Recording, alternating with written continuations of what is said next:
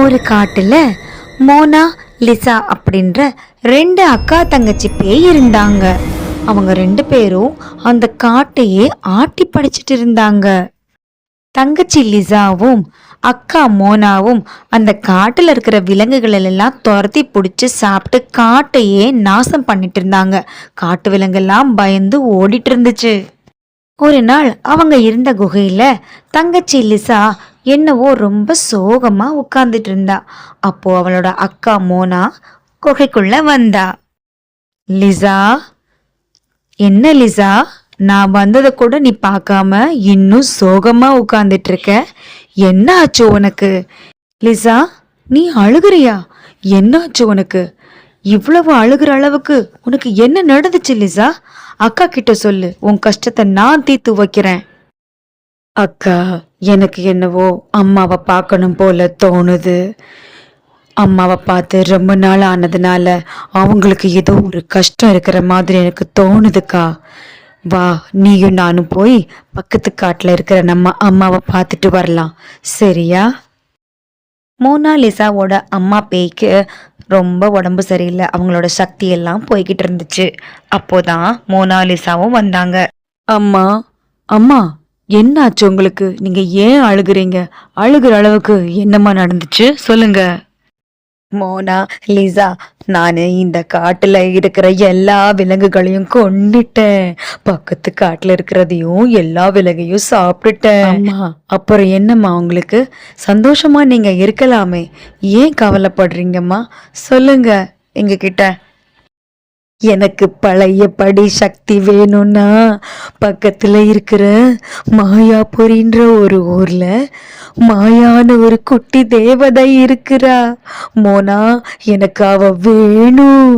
அவளை பிடிச்சு நான் கடிச்சு சாப்பிட்டா எனக்கு பழைய சக்தி எல்லாம் வந்துரும். மோனா, எனக்கு அவ வேணும். அவளை பிடிச்சு கொண்டு வர்றீங்களா? மகளே லிசா, எனக்கு உடம்புல இருந்து சக்திகள்லாம் போய்கிட்டு இருக்கு. ஆனா உங்களால அவளை நெருங்க முடியாது.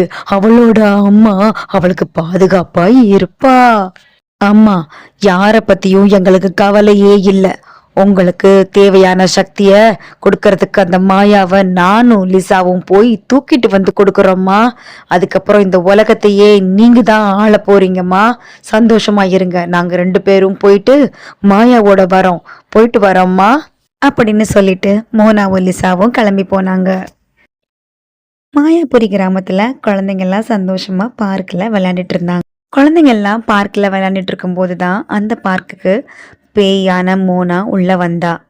என்னது இது, இங்க நிறைய குழந்தைங்க விளையாடுறாங்களே, இதுல யாரு அந்த மாயா பொண்ணுன்னு எப்படி கண்டுபிடிக்கிறதுன்னு தெரியலையே. தங்கச்சி பேயான லிசா ஊருக்குள்ள போய் தேடலான்னு முடிவு பண்ணா. மாயாபுரி ஊர்ல குழந்தைங்களும் பெரியவங்களும் அவங்கவுங்க வேலையை அமைதியா பார்த்துட்டு இருந்தாங்க. அப்போதான் தங்கச்சி பேயான லிசா ஊருக்குள்ள வந்தா. என்னது இது, இந்த குழந்தைங்களுக்கு மத்தியில எப்படி இந்த மாயா பொண்ணை கண்டுபிடிக்க போறேன்னே தெரியலையே. பார்த்ததும் மோனாவுக்கு ஏதோ தப்பா நடக்க போகுதுன்னு தெரிஞ்ச உடனே வீட்டுக்கு போகணும்னு ஓடி போனா. அம்மா, என்ன பண்ணிட்டு இருக்கீங்கம்மா அப்படின்னு குட்டி தேவதையான மாயா அவங்க அம்மாவை பார்க்க கிச்சன்ல ஓடி வந்து பேசினா. மாயா செல்லம், என்னாச்சு உனக்கு? பார்க்ல விளையாட போனீங்க, அப்புறம் ஏன் பயந்து போய் இப்படி ஓடி வர? அம்மா கிட்ட சொல்லு, என்னாச்சு உனக்கு? அம்மா, நான் இன்னைக்கு பார்க்ல விளையாண்டுட்டு இருக்கும்போது ஒரு பேய பார்த்தேம்மா. அது ரொம்ப பயங்கரமா இருந்துச்சு. மாயாவை எப்படி கண்டுபிடிக்கிறதுன்னு என்னோட பேரை சொல்லி கூப்பிட்டுச்சுமா அந்த பேய். அடடே, என்னோட செல்ல பொண்ணு, இதுக்கெல்லாம் நீ பயப்படலாமா? உன்னோட அம்மா இருக்கும்போது நீ எதுக்காகவும் யாருக்காகவும் பயப்படக்கூடாது. அம்மா மாதிரி நீ தைரியமான பொண்ணா இருக்கணும். என்னை மீறி உன்னை யாராலையும் இங்கிருந்து கூட்டிட்டு போக முடியாது மாயா. தைரியமா இரு. அழகான அம்மா பொண்ணு தேவதையா ரெண்டு பேரும் மாறி நின்னாங்க. திரும்பியும் மோனா பேய் பார்க்குக்கு போச்சு. அங்க போய் ஐஸ்கிரீம் விற்கிறது மாதிரி ஒரு ஐஸ்கிரீம் வண்டியோட மோனா போச்சு. இப்படி போனா மாயாவை கண்டுபிடிக்க முடியாது. நம்ம ஐஸ்கிரீம் விற்கிற ஒரு ஆள் மாதிரி போனாதான் மாயாவை நெருங்க முடியும். அதனால ஐஸ்கிரீம் விற்கிற ஆள் மாதிரி வேடம் போட்டுக்கிட்டு குழந்தைங்க கிட்ட ஐஸ்கிரீம் விற்கிறதுக்காக போச்சு. குழந்தைங்களா, உங்களுக்கு என்னென்ன ஐஸ்கிரீம் வேணும்? ஸ்ட்ராபெரி இருக்கு, வெண்ணிலா இருக்கு, எல்லாமே இருக்கு. உங்களுக்கு என்னென்ன ஐஸ்கிரீம் வேணுமோ எல்லாமே நான் தரேன். ஆனா எனக்கு நீங்க ஒரு விஷயத்த சொல்லணும். உங்க பேரு எல்லாம் சொல்லணும். உங்கள யாரு பேரு மாயா, அவங்களுக்கு நான் 2 ஐஸ்கிரீம் தருவேன். மோனா பேய் இப்படி சொன்ன உடனே குழந்தைங்களுக்கெல்லாம் ஒரு சந்தேகம் வந்துடுச்சு. ஏன் மாயான்ற பொண்ணை மட்டும் இவர் கேட்குறாரு அப்படின்ட்டு. தங்கச்சி பேயான லிசா ஊருக்குள்ள பூ விற்கிற பொண்ணு மாதிரி போலான்னு முடிவு பண்ணா. அதனால தன்னை ஒரு பூ விற்கிற பொண்ணா மாத்திக்கிட்டு அவ ஊருக்குள்ள நடந்து போனா. அம்மா பூ வாங்கலையோ? பூவு மல்லி, முல்லை, ரோஸு, சாமந்தி எல்லாம் இருக்கு. யாருக்கு பூ வேணுமா? வந்து வாங்கிக்கோங்கம்மா. ராத்திரியில போய் யாராவது பூ விற்பாங்களான்னு சொல்லி ஊர் மக்களுக்கெல்லாம் அந்த பூக்கார பேய் மேல சந்தேகம் வந்துடுச்சு. அம்மா பூ வாங்கிக்கோங்கம்மா, பூவு பூவு. யாரு வீட்டிலலாம் பெண் குழந்தைங்க இருக்கீங்களோ அவங்களுக்கெல்லாம் 2 முழம் பூ அதிகமா தரேம்மா, வாங்கிக்கோங்கம்மா.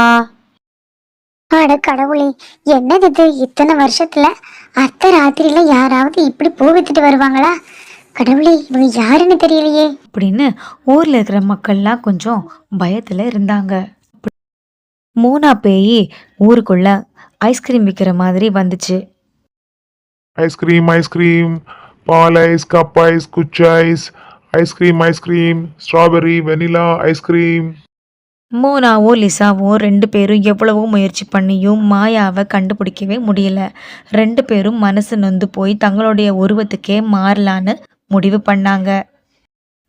லிசா, என்னாச்சு? என்னால அந்த மாயாவை கண்டுபிடிக்கவே முடியல. என்ன பண்றதுன்னு ஒன்றும் புரியல. அம்மாவுக்கு வேற சக்திகள் குறைஞ்சுக்கிட்டே வருது லிசா. ஒரு யோசனை சொல்லு. எப்படியாவது நம்ம அவளை கண்டுபிடிச்சே ஆகணும். நம்ம ஒவ்வொரு வீடா போய் பார்க்கலாம் லிசா. இங்கேயாவது இருக்காளான்னு பார்க்கலாம். எந்த வீட்லயும் மாயா பாப்பா இல்லையே.